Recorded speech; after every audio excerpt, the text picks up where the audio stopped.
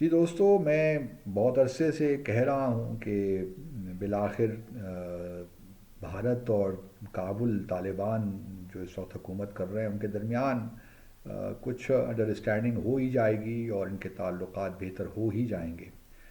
اور اب لگتا کچھ یہی ہے کہ معاملات اس طرف جا رہے ہیں، وہ کہ اس سے پہلے بھی ہم اس سے بات کر چکے ہیں، دو تین ڈیلیگیشنز بھی بھارت سے کابل جا چکے ہیں، وہاں ملاقاتیں بھی کر چکے ہیں سینئر جو لیڈرشپ ہے افغانستان کی۔ تو اب یہ بھی یاد رہے کہ جب افغانستان میں تبدیلی آئی تھی 15 اگست 2021 کو، تو اس وقت Bharat United nation security council کا پریزیڈنٹ تھا، اور انہوں نے بڑی جلد بازی میں، کیونکہ ان کا خیال تھا کہ شاید وہاں پہ سول وار ہوگی، اپوزیشن ملے گی طالبان کو، تو 30 اگست 2021 کو اسی ماہ کے آخر میں انہوں نے یونائٹڈ نیشن سیکیورٹی کونسل سے ایک ریزولوشن پاس کروا لی 2593، جس کے مطابق طالبان کی حکومت کو اس وقت تک تسلیم نہیں کیا جا سکتا یا ان کے ساتھ انگیجمنٹ نہیں کی جا سکتی جب تک کہ وہ انکلوسیو گورنمنٹ کی طرف نہ بڑھیں، جو دوحہ ایگریمنٹ تھا 29 فروری 2020 کا۔ تو جب تک اس کے تحت انکلوسیو براڈ بیسڈ گورنمنٹ نہیں بنتی اور پھر طالبان جو ہیں خواتین کے حقوق کی پاسداری نہیں کرتے، ان کے کام کرنے کا حق، ان کی تعلیم کا حق، تو اس وقت تک طالبان کی حکومت سے کوئی انگیجمنٹ نہیں ہو سکتی۔ لیکن پھر بعد میں ہم نے دیکھا کہ بہت سے ممالک نے ان سے انٹریکشن بھی کیا، اپنے سفارت خانے بھی دوبارہ کھولے، اور پھر بھارت کی جانب سے بھی بہت سے وفود بھی گئے کابل، اور بلکہ پچھلے 2 ماہ پہلے ہی ایک اور جو ہے ایک بھارت سے ڈیلیگیشن کابل گیا تھا، اور تمام لیڈرشپ سے ملاقاتیں وہ کرتے رہتے ہیں۔ اب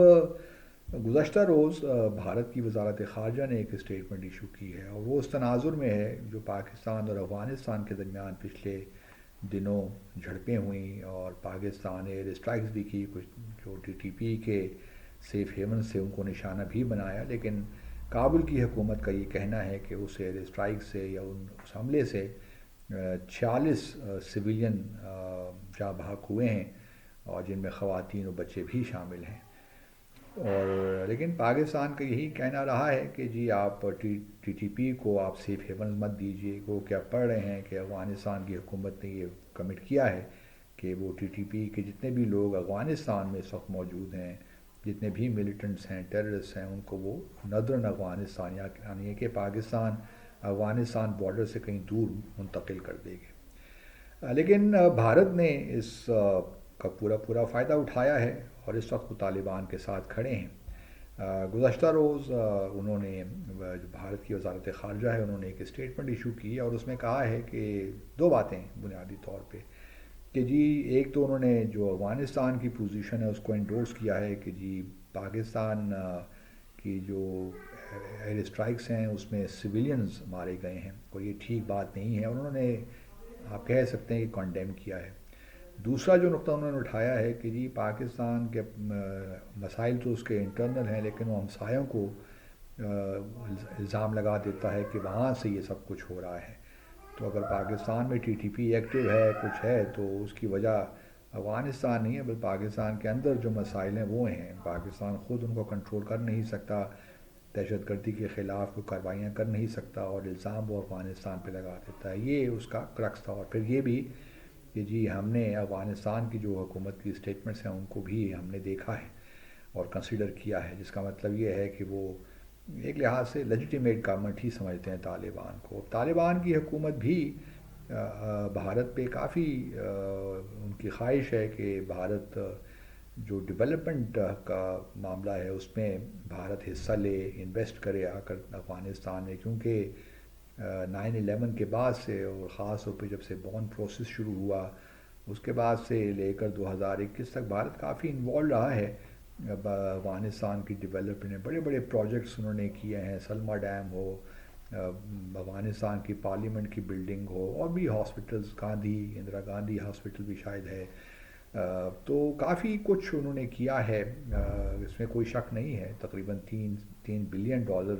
انہوں نے جہاں خرچ کیے ہیں وہاں انہوں نے اپنی اس اسپیس کو استعمال بھی کیا ہے۔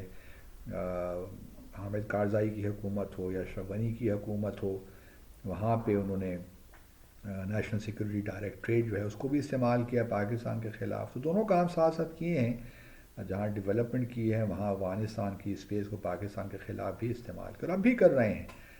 جہاں دیکھیے ٹی ٹی پی کو سیف ہیونز اگر طالبان کی حکومت دے رہی ہے تو فنڈنگ جو ٹی ٹی پی کی ہے وہ بھارت سے ہی آتی ہے. تو اس میں کوئی شک نہیں ہونا چاہیے کہ ابھی بھی بھارت کا بڑا ہاتھ ہے پاکستان کے معاملات میں.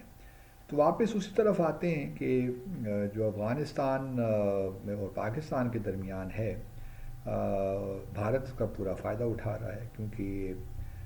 چنکیا کی فلاسفی بھی ہے کہ اپنے دشمن کے جو اپنے دو دشمن کے جو نیبر ہے اس کو استعمال کریں. تو پوری طرح بھارت افغانستان کو استعمال کر رہا ہے اور اب وہ یہی ہے کہ ان سے مراسم بڑھانے بھی چلا ہے.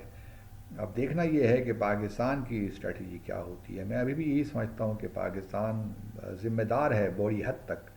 جو اس وقت نوعیت ہے افغانستان اور پاکستان کے تعلقات کی. کیونکہ افغانستان سے بھی جو ہماری امیدیں وابستہ تھیں وہ پوری نہیں ہوئیں لیکن پاکستان نے بھی کوئی ایسے اقدامات کیے جس کی وجہ سے طالبان ہم سے تھوڑا دور ہوئے. اب ضرورت اس امر کی ہے کہ پاکستان ری کیلیبریٹ کرے اور دیکھے ری جگ کرے چیزوں کو تاکہ ری ارینج کرے تاکہ جو طالبان اور افغانستان اور پاکستان کے درمیان جو تعلقات ہیں وہ اور خراب نہ ہوں بلکہ ان کو ضرورت اسی چیز کی ہے کہ معاملات کو ٹھیک کیا جائے تاکہ کیونکہ افغانستان ہمارے لیے بڑا اہم ہے. اور آج کل تو جو ہے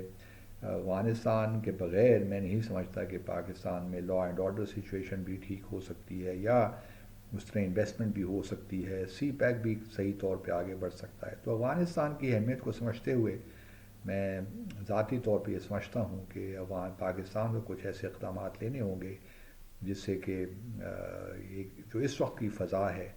بے اعتمادی کی وہ ختم ہو.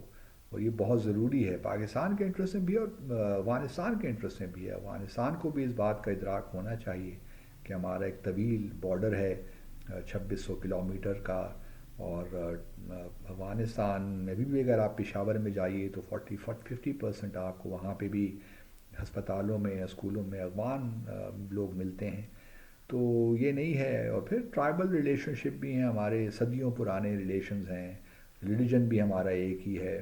ہم ایک دوسرے کی زبان بھی سمجھتے ہیں. تو کوئی وجہ نہیں ہے کہ پاکستان اور افغانستان کے درمیان تعلقات ٹھیک نہ ہوں. باقی چھوٹے موٹے مسائل ہیں وہ تو رہیں گے رہتے بھی ہیں لیکن اس کا ہرگز یہ مطلب نہیں ہے کہ ہم اپنے تعلقات کو اس سطح پہ لے آئیں جہاں پہ ابھی دوسرے سے بات بھی نہ کریں اور ملٹری کارروائیاں کریں. Thank you very much.